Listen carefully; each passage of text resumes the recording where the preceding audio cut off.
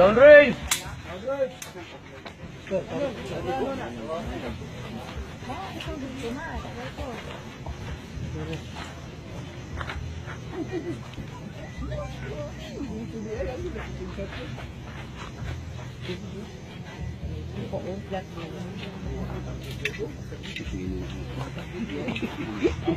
Bago ako ngayon pumasok sa bahay na yun, nakadroga na ako, nakainom na ako. Ngayon, pinasok ko yung bahay, kumuha ako ng kutsilyo sa kusina, naghanap ako ng kutsilyo.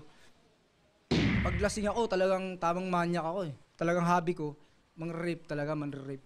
Swerte pa ako, kasi hindi pa si Duterte yung nakaupo. Si Duterte wala na, finish na. Kung si Duterte wala na, finish na. Kung si Duterte wala na. Pabarilin ko kayo.